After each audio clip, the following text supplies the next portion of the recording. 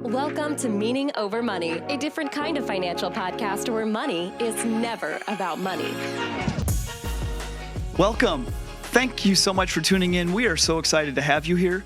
We hope you're having an awesome week. And regardless of when you're listening to this, we hope it adds value to your journey. Well, guys, it happened again. We've been producing this content about investing every Wednesday. So we've really been leaning into this idea of investing. And specifically, the idea that most of us are investing in such a way, knowingly or mostly unknowingly, that we're sabotaging ourselves. And it's been fun. I've been getting a lot of audience feedback, listener feedback, and I've been getting a lot of texts, a lot of emails, DMs, and two people came to the surface in this last week. And I wanted to share versions of their stories. And because I think this is what so many of us are living through. And I need to add here, I want to be very clear. When I talk about how people are getting absolutely screwed on their investing, and they're doing so much worse than they deserve to do and they should be doing, it's not because they're not smart people. In fact, these two people that I'm about to talk about are brilliant people in their own right. They are very good at what they do. And I hold them both in very high esteem. So this isn't about being smart or not smart. This is about not paying as much attention as maybe we should, but it's not for lack of diligence. It's really, we trust people that we think know better than us, and we trust people that we think have our backs. And so I want to share the first story. This is a story of a former colleague of mine, somebody I've known now for almost 20 years. And this person, he's had an advisor for a long time. And he started to listen to some of these episodes about, hey, if you don't have this as a return, you need to start looking at it a little deeper and maybe asking some questions. Well, he asked some questions. And he set up a meeting with his advisor and he said, hey, the stock market is doing this thing right here. Mine doesn't seem to be doing that well. And what fees am I really paying? And he started asking these questions. And the advisor started talking about the fees. As he was asking about fees and the advisor was talking about, well, here's what fees you pay, he kind of got the sense they weren't being forthright with him. The numbers weren't checking out. And when he told me what the advisor said, I said, that might be the lowest fee in the history of advisors. I don't think they were being honest. But this next part is where it got interesting. He was asking the advisor, hey, the stock market did this, but over all these years, my performance is so much lower. And the advisor says, it's not a fair comparison. That's not the strategy we're using. And my friend said, what are you talking about, strategy? I thought I hired you to give me the best possible outcome. And the advisor said, well, that's not the strategy that we're employing. And we just laughed at that. Like, what do you mean strategy? It's kind of like saying, okay, we're playing basketball. We want to score as many points as we can, but we only want to do it by throwing alley-oop dunks. We're going to score as many points as we can by throwing alley-oop dunks. And we're gonna have some good highlights in there. It's gonna be fun. It's gonna be exciting.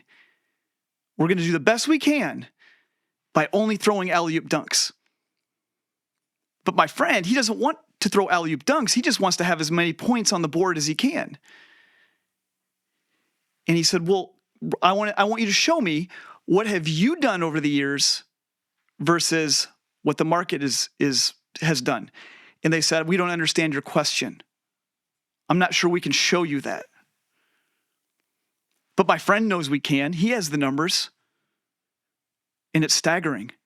It's staggering what he's done versus what the stock market has done. And that was during the pinnacle of his growth years. This was during his 20s and his 30s and then now into his 40s. All the while, they were employing a different strategy to his money. Translation, He was getting absolutely beaten down by the market. The market was killing what they were doing, and they were charging him a massive fee for the privilege of doing it. It just doesn't seem fair. And then I recently had another friend in Texas that I was spending some time with, and he said, "Hey, Travis, I think you should check this out. Check out what these statements look like, and I want to hear your thoughts." And so I took a look. I looked at what he had done and what his advisor had been doing. Again, somebody he trusts. My friend, he's brilliant.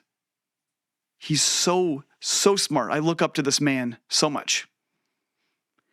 And he specifically told me, he said, "Travis, when I hired them, I told them I wanted to be aggressive and I wanted to optimize my returns. I didn't want to be conservative.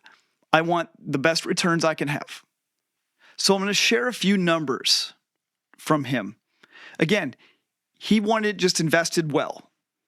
That's what he was trusting his advisor to do. And he's only had this particular advisor for a handful of years. So we pulled up the performance numbers, and here's what it looked like. Over the last 3 full years, 2 of his accounts have returned 4.2% a year and 3.3% a year, while the stock market got 10% a year over the last 3 years. 10% a year over the last 3 years, and then here you have his portfolio getting less than half, a third of that over the last 3 years. Again, they charged him a lot of fees for the privilege of doing this.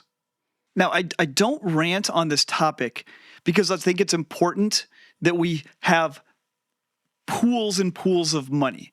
This isn't about how much wealth we can have. That's not what this is about at all. Here's what I believe, though. I believe that we are called to be good stewards with what we have.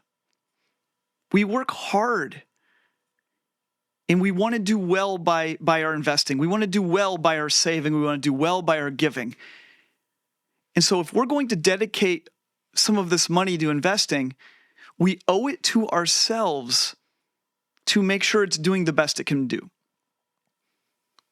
There's a lot of things we can do with this money. And so with our investing dollars, it's important that it's being put to good use. And both of these men they're furious at this. They're frustrated.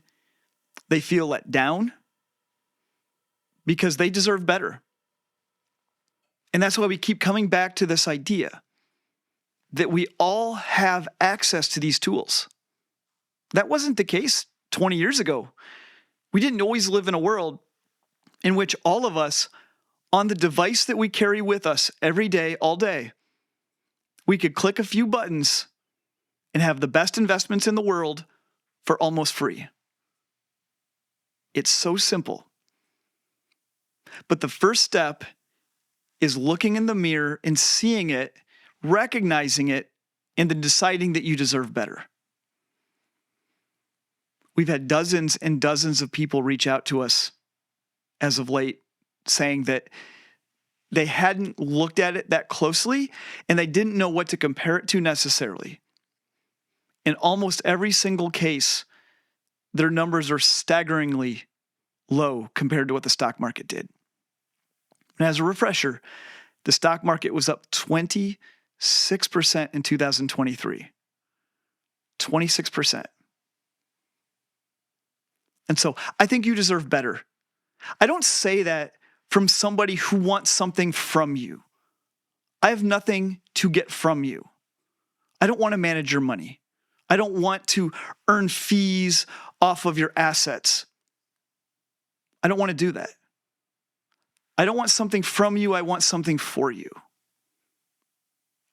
And every time I work with somebody to help get rid of a negligent or abusive advisor, the advisor always tells these people, they'll say, this other person, they're just trying to get your money.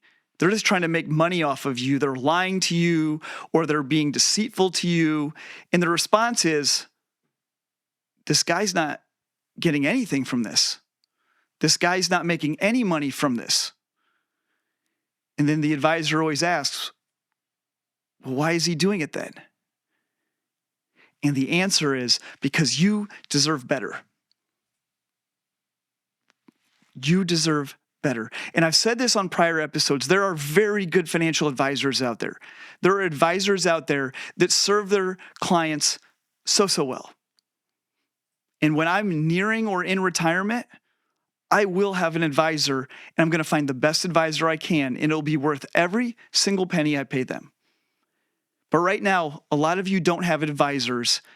You have salespeople that are making a lot of money off of you not making a lot of money.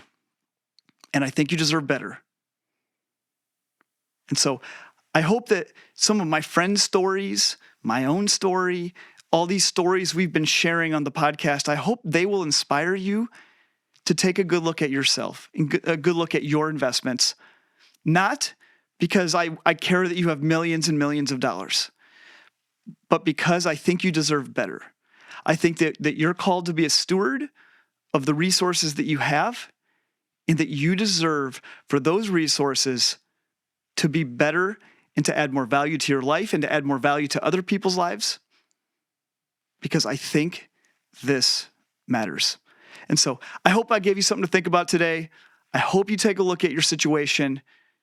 Let these stories inspire you to want to do better yourself. That's all I have today. Take care, guys.